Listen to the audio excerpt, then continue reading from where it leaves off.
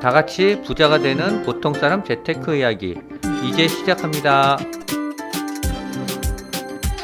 안녕하세요. 오늘은 4월 9일이고요. 지금 시간은 저녁 11시입니다. 비트코인 단기 투자자들은 현재 손절을 하고 있고요. 장기 투자자들은 매수 중이래요. 구독, 좋아요 부탁드립니다. 써니전자는 이틀 정도 조정을 받고 있는데요. 현재는 한 18% 정도 수익 구간인 것 같아요. 차이나 전기차는 다시 마이너스 47%로 떨어졌습니다.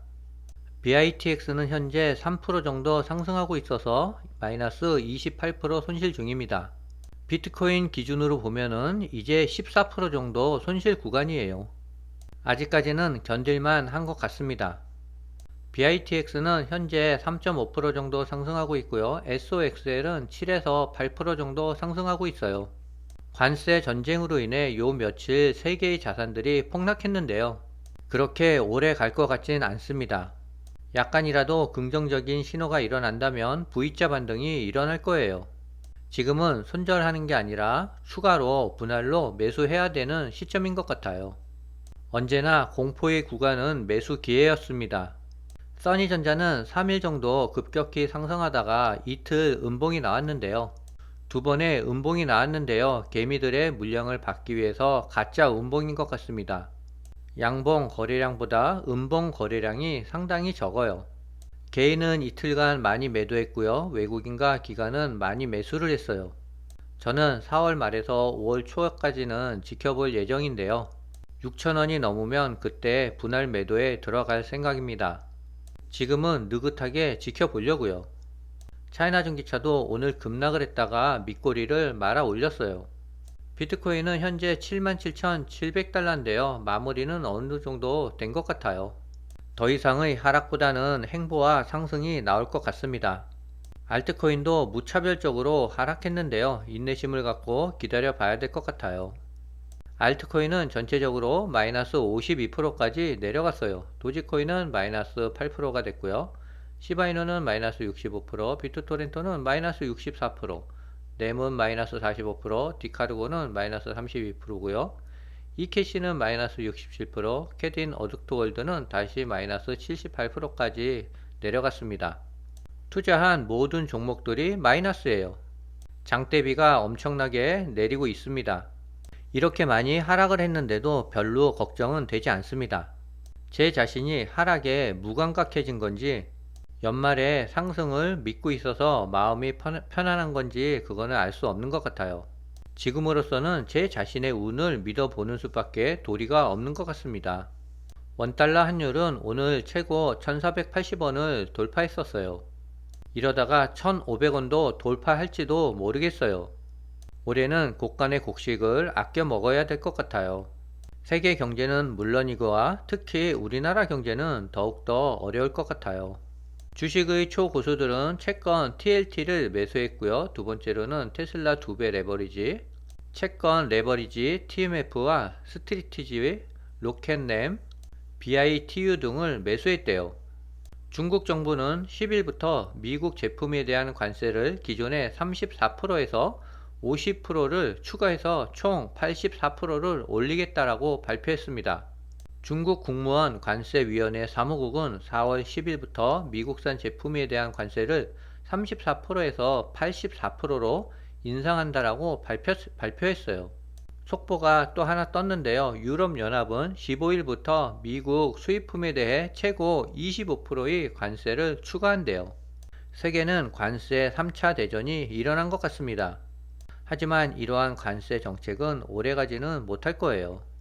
이러한 관세 정쟁이 오래 갔다가는 세계 경제는 풍지박산이 납니다.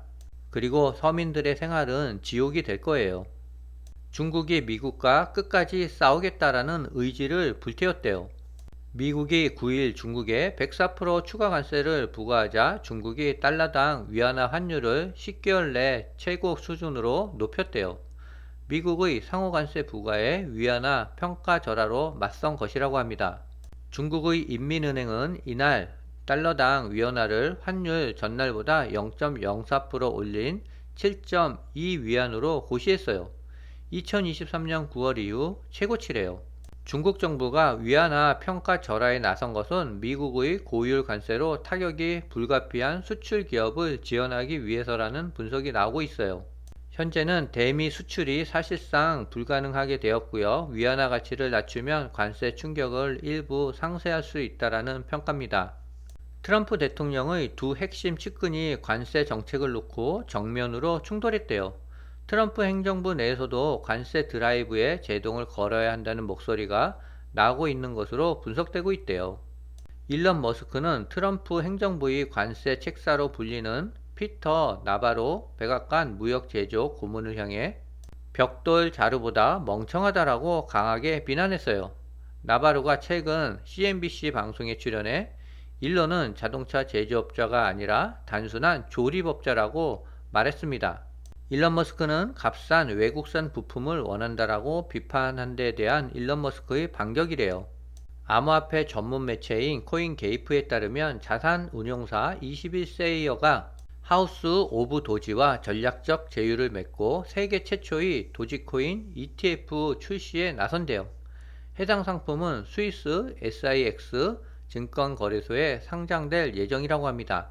20일 세어스의 회장 덩컨 모어는 이번 ETF가 도지코인 생태계에 직접적이고 가장 손쉬운 투자 경로라며 단순한 민코인을 넘어 문화적, 금융적 흐름으로 발전한 도지코인의 정체성을 강조했어요.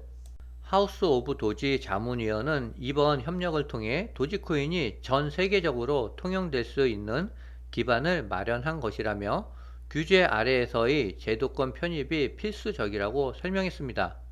해당 ETF는 실물 기반 상품으로 도지 가격을 직접 추종하며 제도권 투자자의 접근성을 높인대요. 이번 ETF 출시는 20일 셰어스가 최근 나스닥 스톡홀름의 비트코인 코어 솔라나 스테이킹 ETF를 상장한 데 이은 행보래요. 도지코인 역시 제도권 상품으로 편입되며 장기 성장 발판을 마련하게 됐다고 합니다. 도지코인 가격은 현재 0.147달러로 하루 기준 2.84% 하락했으며 7일간 14%, 30일간 15% 이상 하락했는데요. 그러나 분석가 크립토는 도지코인은 2025년에 1달러를 돌파할 것이라고 전망했습니다. 엘살바도르의 여행 경보가 가장 안전한 1단계로 상향 조정됐대요. 이는 프랑스, 영국 등 서유럽 주요 국가들보다 더 안전하다는 평가라고 합니다. 국무부는 엘살바도르의 갱단 활동이 지난 3년간 크게 감소했다라고 밝혔어요. 엘살바도르의 부콜레 대통령은 오는 14일 워싱턴에서 트럼프 대통령과 정상회담을 가질 예정인데요. 두 정상은 엘살바도르 내 초대형 교도소를 미국 내 불법 체류자 수용시설로 활용하는 방안을 논의할 것으로 알려졌어요. 그러면서 양 대통령은 비트코인에 대한 얘기도 나올 것 같아요. 두 분의 관심사가 비트코인으로 통하는 점이 있으니까요. 비트코인이 하락세를 보이는 가운데 단기 보유자와 장기 보유자 간 투자 행보가 차이를 보였대요. 단기 투자자들은 손실을 감수하며 시장에서 빠져나가는 반면 장기 투자자들은 시장의 매도 물량을 흡수 중이라고 밝혔습니다. 현재 시간 11시 30분을 가리키고 있는데요. SOXL은 6% 정도 상승하고 있고요. BITX는 2.5% 정도 상승하고 있어요. 요즘 전 세계의 자산이 하락해서 어려운 시기를 겪고 있는데요. 금방 지나갈 것이라는 예상이 되고 있으니 인내심을 갖고 기다려야 될 것 같아요. 오늘은 여기까지입니다.